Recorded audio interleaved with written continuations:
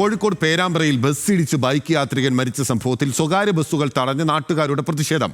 അമിത വേഗത്തിൽ പോകുന്ന സ്വകാര്യ ബസ്സുകൾ നിരന്തരം യാത്രക്കാരുടെ ജീവൻ എടുക്കുന്നുവെന്നാണ് നാട്ടുകാരുടെ പരാതി. വിവിധ സംഘടനകളും സംഭവത്തിൽ പ്രതിഷേധവുമായി രംഗത്തെത്തിയിട്ടുണ്ട്. വിവരങ്ങളുമായി ദിൽഷ തിലകൻ കോഴിക്കോട് നിന്ന് നമുക്കൊപ്പം ചേരുകയാണ്.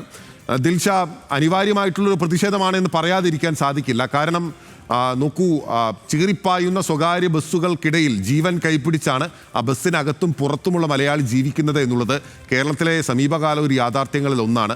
അവിടെ എന്താണ് സംഭവിച്ചത്? ഇപ്പോൾ എങ്ങനെയാണ് നാട്ടുകാരുടെ പ്രതിഷേധം? ഈ ബസ് തൊഴിലാളികളും ഉടമകളും ഈ കുറ്റവാളിയായിട്ടുള്ള അല്ലെങ്കിൽ ഈ അപകടം ഉണ്ടാക്കിയിട്ടുള്ള ബസ്സിനെ നിയമത്തിന് മുന്നിൽ കൊണ്ടുവരാൻ തയ്യാറായിട്ടുണ്ടോ?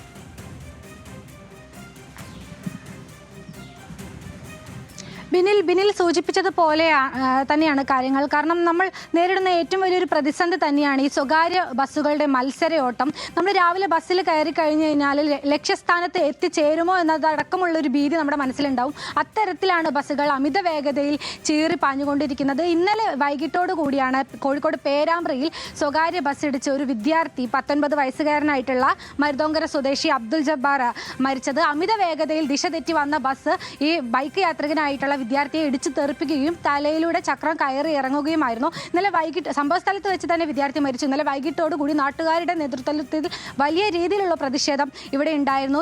ഈ ഒരു റൂട്ടിൽ, പ്രത്യേകിച്ച് കോഴിക്കോട് പേരാമ്പ്ര കുറ്റ്യാടി റൂട്ടിൽ ഈ ബസ്സുകളുടെ സ്വകാര്യ ബസ്സുകളുടെ അമിത വേഗത, അത് നേരത്തെ നമ്മൾ ന്യൂസ് മലയാളം പല തവണ റിപ്പോർട്ട് ചെയ്തിട്ടുള്ളൊരു വാർത്തയാണ്.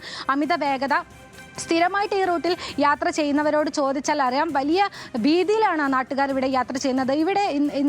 എവിടെയാണ് ഇന്നലെ വീണ്ടും ഇത്തരത്തിലൊരു അപകട മരണമുണ്ടായത്. 2 ആഴ്ച മുമ്പ് വേറെയും ഒരാൾ ഇതുപോലൊരു വാഹന യാത്രികന് ദാരുണാന്ത്യം സംഭവിച്ചിട്ടുണ്ടായിരുന്നു. ഇതിൽ പ്രതിഷേധിച്ചാണ് ഇപ്പോൾ വിവിധ സംഘടനകളുടെ നേതൃത്വത്തിൽ വലിയ രീതിയിലുള്ളൊരു പ്രതിഷേധം പേരാമ്പ്രയിൽ ഉണ്ടായിരിക്കുന്നത്. Youth league, youth Congress, SDPI, അതുപോലെ DYFI പ്രവർത്തകരൊക്കെ തന്നെ റോഡ് ഉപരോധിച്ചാണ് ഇവിടെ പ്രതിഷേധിച്ചത്. അതിൽ യൂത്ത് കോൺഗ്രസിന്റെ നേതൃത്വത്തിൽ ഇവിടെ ഒരു